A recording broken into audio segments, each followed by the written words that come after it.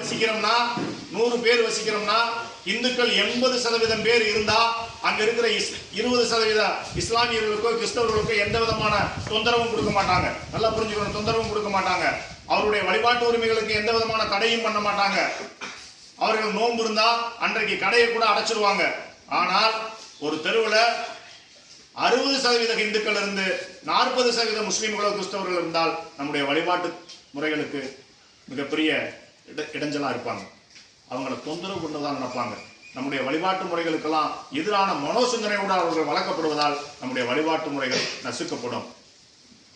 India முழுவதும் இருக்கு. இன்றைக்கு கேரள மாநிலத்தில் எடுத்துக்கிட்டீங்கன்னா 33 கிராம பஞ்சாயத்து, 16 டவுன் பஞ்சாயத்துல முஸ்லீம்கள் ரம்ஜான் நோன்பு இருக்கும் போது நம்முடைய கடைகளை திறக்கக்கூடாது. நம்முடைய கடைகளை திறக்கக்கூடாது. அங்க இருக்கிற ஆலயங்கள்ல மணி ஒலிக்க கூடாது. மணி ஒலிக்கக்கூடாது. அவருடைய அந்த விரதத்திற்கு எந்த விதத்திலும் இடையூறாக இருக்கக்கூடாது. நம்ம எப்படி இருக்கோம், நம்ம அவங்கள கம்பேரிசன் பண்ணல. அவங்க அப்படி இருக்காங்க, நம்ம இப்படி இருக்கணும் அப்படின்னு தான் நம்ம இந்த சொல்றோம். இந்த பண்பு பேச்சு முகாமுடைய நோக்கமும் இந்துக்கள் இந்துக்களாக இருக்க வேண்டும், இந்த பண்பாட்டை காக்க வேண்டும், இந்த கலாச்சாரத்தை காக்க வேண்டும். இந்துக்களுக்கு இந்த பாரத தேசம் இல்லாட்டி வேற நாதி இல்லை. 3 பக்கம் கடலாலும் 1 பக்கம் நிலத்தாலும் சூழப்பட்டது இந்த பாரத தேசம். நம்ம விழுந்தா எங்கேயும் போக முடியாது. அமெரிக்கா நம்மள அகதிகளா ஏத்துக்கிற மாட்டான், ஏத்துக்கிறான் கிறிஸ்தவனா மாறுண்டான். புரியுதா? நம்ம கடல்ல விழுந்து சாக வேண்டிதான், வேற வழி இல்லை. கடல்ல விழுந்து சாக வேண்டிதான். நல்லா புரிஞ்சுக்கணும். இந்த தேர்தல் நமக்கு மிகப்பெரிய ஒரு எச்சரிக்கையை கொடுத்திருக்கு. ஒரு மிகப்பெரிய பத்திரிகையாளர் அர்னாப் கோஸ்வாமியுடைய நீங்க அந்த டிபேட்டை பார்த்தீங்கன்னா உங்களுக்கு தெரியும், கண்ணில் கண்ணீர் வரும். 22% முஸ்லீம்களில் 18.6% முஸ்லீம்கள் அப்படியே போலரைசேஷன் ஆயிருக்காங்க. ஒட்டுமொத்தமா ஓட்டு போட்டிருக்கான் பிஜேபிக்கு எதிராக.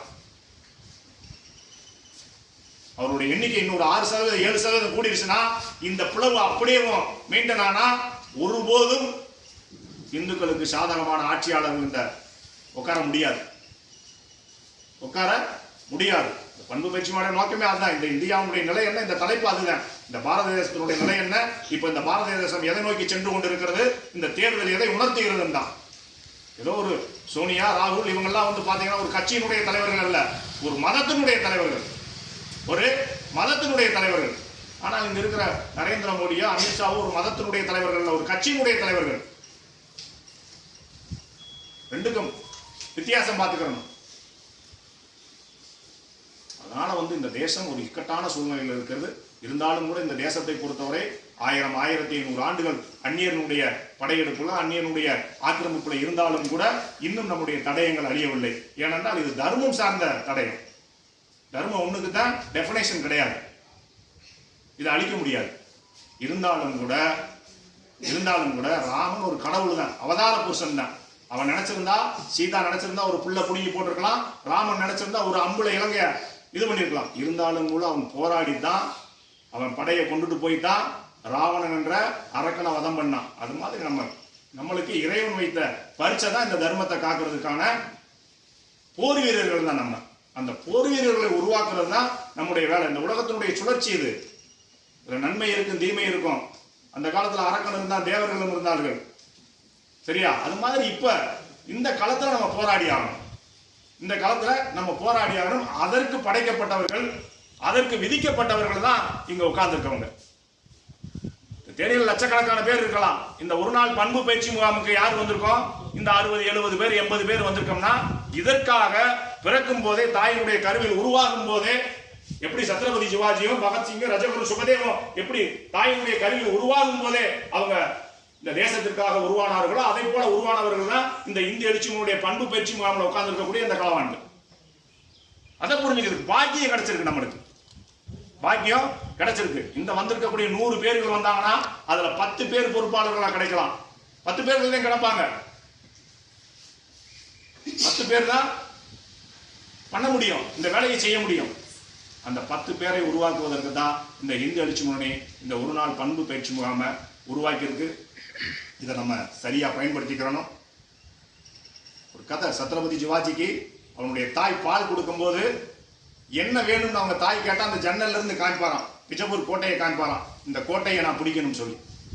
இந்த நாட்டில் இந்து சாம்ராஜ்யம் அமைவதற்கு காரணமானவர் சத்ரபதி சிவாஜி. சத்ரபதி சிவாஜி ஒருவேளை பிறக்கலாட்டி நாம் அனைவரும் சுனத் செய்யப்பட்டிருப்போம். நம்முடைய தலையில புல்லா இருக்கும். இந்த திருநெரும் திருமண்ணும் இருந்திருக்காது. அப்படிப்பட்ட சத்ரபதி சிவாஜிகள் இங்கு உருவாகணும். அது உருவாக்குவதற்கான களத்தை உருவாக்கணும். தயவு செய்து இங்க வந்திருக்கக்கூடிய இளைஞர்கள் ஒவ்வொரு பேரும் 1000 பேருக்கு சமம். எவ்வளவு பேருக்கு சமம்? 1000 பேருக்கு சமம். இங்க இருந்து நீங்க எடுத்துட்டு போகணும். எப்படி ஒரு குலசாமி கோயில இருந்து பாத்தீங்கன்னா எங்கேயாவது போய் ஒரு கோயில் கட்டணும்னா ஒரு பிடிமண் எடுத்துட்டு போவாங்க. அது மாதிரி இந்த தேசத்தை காக்குவதற்கான பிடிமண்ணை இந்த பண்பு பயிற்சி முகாமில் இருந்து நீங்க எடுத்துட்டு போகணும். உயிர் பயம் இருக்கக்கூடாது. உயிர் பயம் யாருக்கு? இறைவன் எப்ப நம்மளை படைச்சானோ அப்பயே அவனுக்கு தெரியும் இந்த உயிரை எப்ப எடுத்துட்டு போகணும்னு சொல்லி. அதனால அந்த பயம் இங்க இருந்தா போயிடும். மனசுல வலு வரணும். பக்தி மட்டும் இருந்தால் பரவாது, சக்தி வேணும்.